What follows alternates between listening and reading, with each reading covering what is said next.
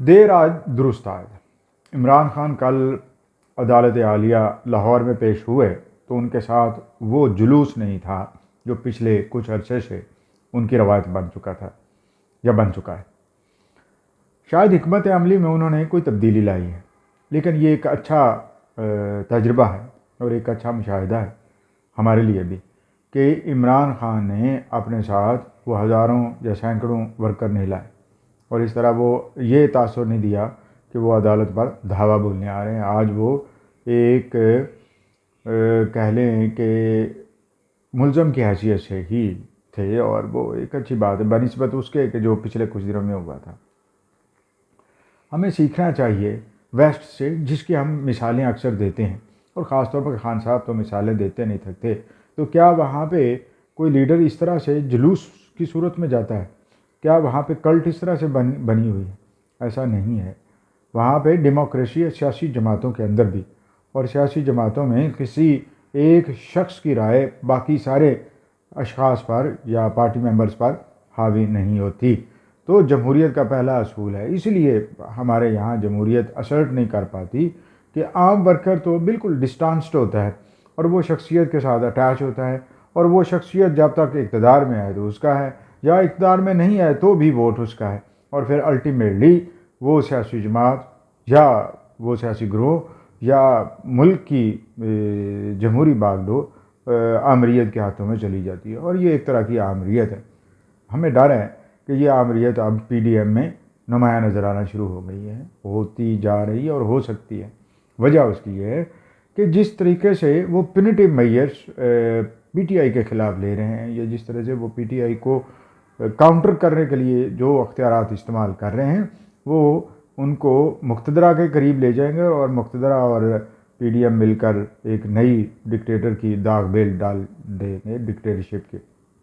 ये खदशात है। माजी में ऐसा ही होता रहा है कि अगर एक सियासी जमात किसी वजह से मुक़्तदरा के साथ नहीं खड़ी होती या उसके मद्दे मुकाबल खड़ा होने की कोशिश करती है, तो बाकी जमातें मिल मिलाकर उस सियासी जमात के ख़िलाफ़ महाज खड़ा कर देती हैं और मुक़्तदरा के हाथ मजबूत कर देती हैं। और यूँ पाकिस्तान में जमहूरियत का ख्वाब चकनाचूर हो जाता है और चकनाचूर होता रहा है, और आइंदा भी ऐसा ही खदशा है कि होता रहेगा जब तक कि हम सब होश के नाखून नहीं लेते। नवाज शरीफ साहब बार बार कहते थे वोट को इज़्ज़त दो, लेकिन पिछले कुछ अरसे से वो वोट को इज़्ज़त दो तो दूर की बात, वो उसके वोट पे डाका डालने वालों को भी अपने साथ मिला चुके हैं और उनकी मदद से इमरान खान को विजिट करने की कोशिश कर रहे हैं। ये बिल्कुल क्लियर कट है। मैं खुद नून लीगी हूँ एक तरह से, लेकिन जो नज़र आ रहा है वही बताना मेरा फ़र्ज़ भी है, प्रोफेशनल फ़र्ज़ भी है। जो मुझे नज़र आ रहा है, हो सकता है आपको मुख्तलिफ नज़र आ रहा हो, तो आप अपनी राय देने पे कादिर हैं और आप बता सकते हैं। अब रह जाती है बात आगे बढ़ने की। तो आगे बढ़ने के लिए ज़रूरी है कि ये सियासी जमातें अपने लाए अमल में एक दूसरे के ख़िलाफ़ ऐसे इल्ज़ामात ना लगाएं कि जिन इल्ज़ामात की बुनियाद ही कोई ना हो और वो कानूनी तौर पर साबित भी ना हो सकते हों, क्योंकि इससे सिवाय इल्ज़ाम बरा इल्ज़ाम के और कुछ नहीं, और वेंडाटा शुरू हो जाता है और लड़ाई शुरू हो जाती है। और ये लड़ाई पाकिस्तान के सियासत के तालिबे इल्मों और लोगों ने 1990 की दिहाई में बेशुमार देखी है, और इस लड़ाई की बुनियाद पर ही पाकिस्तान जमहूरी तौर पर, मुआशी तौर पर बहुत पीछे हटा है। अब भी यूँ लगता है कि इस लड़ाई में और किसी का नुकसान हो ना हो, आवाम का बहुत ज़्यादा हो जाएगा। रह जाती बात इलेक्शंस की। तो इलेक्शंस पे जो आइन कहता है उसके मुताबिक तो 90 रोज़ होने चाहिए। अब आइन की इंटरप्रटेशन अगर कोई मुख्तलिफ का है तो अदालतों से कराएं, जिस तरह से भी हो मुमकिन हो कराएं। लेकिन इलेक्शन अगर नहीं होते, एक बार डिले होते हैं, किसी एक पॉलिटिकल पार्टी की बिहस्ट पे डिले होते हैं, तो फिर आप ये भूल जाएं कि आइंदा भी ये वक्त पे होंगे। ये फिर डिले का कोई ना कोई बहाना होता रहेगा। महीनों हो सकते हैं, सालों हो सकते हैं। ये आप जमहूरियत की तरफ चल रहे हैं या डिक्टेटर की तरफ चल रहे हैं, सवाल आपकी तरफ है। आप पहले ही अपनी मकबूलियत खोते चले जा रहे हैं सियासी फ़ैसलों की बिना पर, मुआशी फ़ैसलों की बिना पर। वो ऐसी ज़्यादा बुनियादी फ़ैसले हैं। आप मर्रात देने में नाकाम रहे हैं। जो आपने दावे किए थे जब आपने इमरान खान की हुकूमत को ख़त्म किया था, तो उस वक्त आपके दावे यही थे कि हम चंद मिनटों में, चंद दिनों में बहुत बड़ी तब्दीली लेके आ जाएंगे और आवाम को ऐसा रिलीफ देंगे कि वो याद रखेंगे। यस, आवाम याद रखे हुए है, बिल्कुल आवाम को याद है कि क्या क्या नुकसानात हो चुके हैं और आगे होने वाले हैं।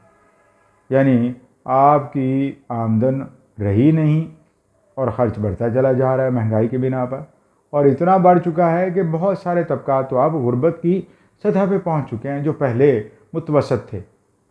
अब इसका ज़िम्मेदार आप इमरान को ठहराएं तो साबित भी करें कि इमरान ही ज़िम्मेदार है इस तरह की गुर्बत का या मुआशी बदहाली का पाकिस्तान में।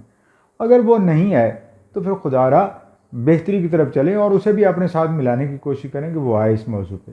और इमरान को भी चाहिए कि चोर चोर की गर्दान से बाहर निकले और असल हक़ाइक़ की तरफ बढ़े।